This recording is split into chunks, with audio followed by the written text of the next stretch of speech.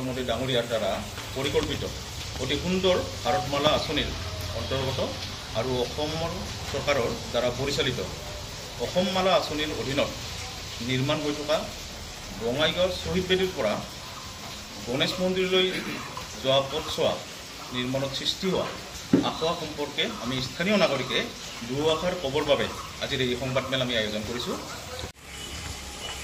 আমি ৰাইজৰ তৰফৰ পৰা এই সমস্যাটো বঙাইগাঁও জিলাৰ আয়ুক্ত মহোদয়ক 27 মে 2024 তাৰিখৰ লিখিতভাৱে অৱগত কৰাম আৰু তাৰ কিছুদিন পিছত যোৱা 24 জুন তাৰিখত জিলা আয়ুক্ত মহোদয়ক সাক্ষাৎ কৰা হয় আৰু তেখেতে লোক নিৰ্মাণ বিভাগৰ আমাৰ কাৰ্যকাৰী অভিযন্তাৰ লগত আলোচনা কৰিবলৈ নিৰ্দেশ দিয়ে। নহ'ব নেকি? এতিয়াতো আমি যি দেখা পাইছোঁ এতিয়াতো সফল নহ'বই। কাৰণ কিয় আমাৰ এইটো হৈছে আমাৰ যিটো আমাৰ এই 21 নম্বৰ ৱাৰ্ড মানে যি শ্বহীদ বেদীৰ পৰা আৰম্ভ হ'ব এই প্ৰথম মুখখনেই একেবাৰে সৰু হৈ গৈছে আৰু সেইটোৱে আমাৰ অসুবিধা। মেইন মুখখনে যদি সৰু হয় পিছফালে একদম বহল হৈ থাকিলেতো তাতে একো লাভ নহ'ব। কাৰণ আমি অত্যন্ত সুখী আছিলোঁ যে অসমমালা হ'ল এই ৰাস্তাটো বহুত বহল হ'ব ধুনীয়া হ'ব। আমি বেলেগক কওঁ সেইটো ৰাস্তাত কৰিব আমাৰ চাবা ৰাস্তাটো একদম ধুনীয়া হৈ যাব একদম বৈতামাৰীলৈকে সেইটো জয়ী সভা যাব। কিন্তু আজি যি দেখা পাই আছোঁ যি কামৰ অগ্ৰগতি মানে আমি একদম মানে মন ভাঙি গৈছে আৰু আগতে যিমান বহল আছিল তাতকৈ কমহে হ'ব।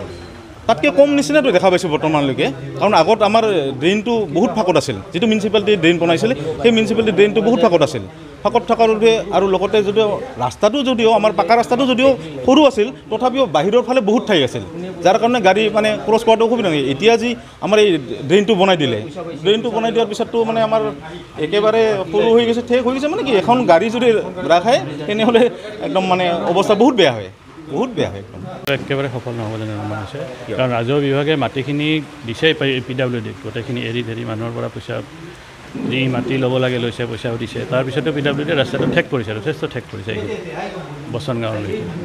আগতেতো ৰাস্তাটো আছিলে আগতে আছিলে এতিয়া আৰু আগতকৈ বেছি ঠেক হৈছে আৰু ফুটপাথবোৰ হৈছে মানুহে নিজৰ ঘৰ গাড়ী সোমাবৰ কাৰণে এপ্ৰ'চ বনাব ৰাস্তাটো আৰু ঠেক হৈ যাব। এতিয়া 7 মিটাৰ আছে মানুহে 5.6 মিটাৰটো এপ্ৰ'চ বনাব ঘৰত গাড়ী সোমাই তেতিয়া আৰু ঠেক হৈ যাব ৰাস্তাটো। কাৰোবাৰ কিবা বিয়া বাৰু হ'লেও যদি পাৰ্কিং কৰে এখন গাড়ী জাম হৈ যাব ৰাস্তা। সেইটোৱে দুৰ্নীতি মানে এনেকুৱা বস্তুটো ধৰক মানুহ ঘৰে মাটি এৰি দিছে তেওঁলোকে পে'মেণ্টটো লৈছে বা তেওঁলোকক পে'মেণ্ট দিছে আমাৰ একো আপত্তি নাই। মাটি লৈছে ক্ষতিপূৰণ দিছে ঠিকে আছে কিন্তু ৰাস্তাটো বনাওঁতে কোনে বনাইছে তেওঁলোকে মাটিখিনি কিয় ইউজ কৰা নাই?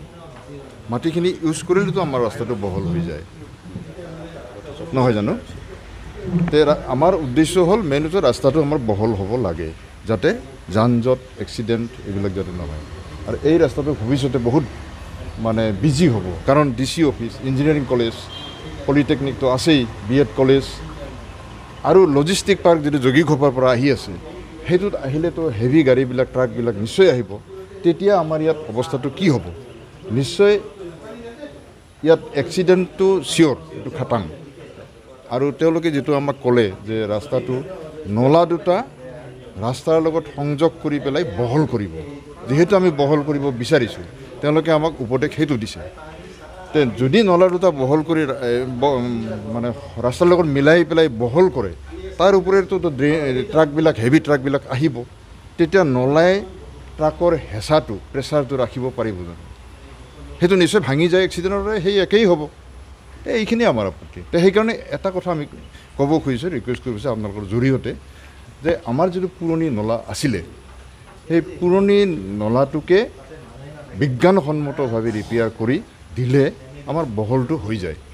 আৰু আনফালে এইখিনি এৰিয়াত যথেষ্ট বানপানী হয় বানপানীটো যাতে নলাৰে যাব পাৰে পাৰ হৈ তে সেইটো কৰি দিলে আমি অন্ততঃ বানপানীৰ পৰা মুক্ত হ'ব পাৰোঁ।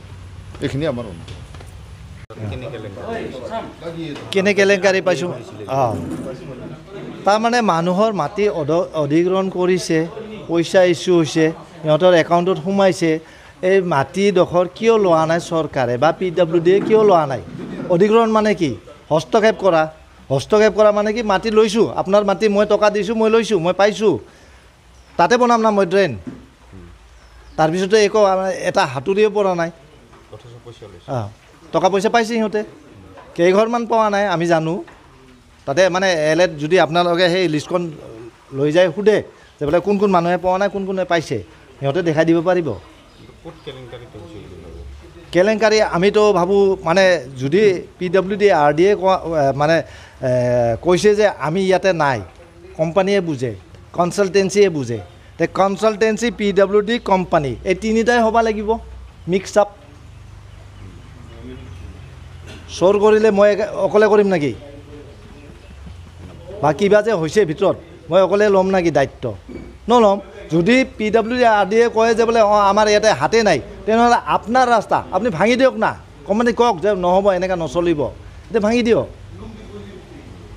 নতুনকৈ কৰক কিন্তু সিহঁতে তাতে মাত নামাতে আমি বোলে নাইয়ে তাতে আমি এইটো কামত নাইয়ে আমাক মানে চাইড কৰি সিহঁতে নিজে কৰি আছে এইটোতো কথা নহয় কাৰণ এইটো ৰাস্তাটোৱে হৈছে PWDৰ এৰিয়া ইয়াতে মানে আপুনি যদি তাতে মানে নিপন কয় তাতে যদি বঙাইগাঁৱতো চালবাৰীটো বঙাইগাঁও ডিষ্ট্ৰিক্টৰ কাম কাজ চাই তাতে ফাৰ্ষ্টতে ওলাব PWD পেজবিলাক তাতে PDF পূৰাই দিয়া আছে কোন কোন মানুহ মিটিঙত আছিল কোন ৰাভা আছিল কি আছিল আমি এই চৈতবেদীৰ পৰা গণেশ্বৰ মন্দিৰ একটা মানুহ নাই যে বোলে মিটিং পাতিছিল নেকি সুধিছিল নেকি আপোনাৰ মাটি গ'লে কিবা অসুবিধা হ'ব নেকি সেনেকৈ মিটিং বহুত পাতিছে সিহঁতে কিন্তু আজিলৈকে তাতে লেখা নাই আমি গোটাই চাইছোঁ বস্তু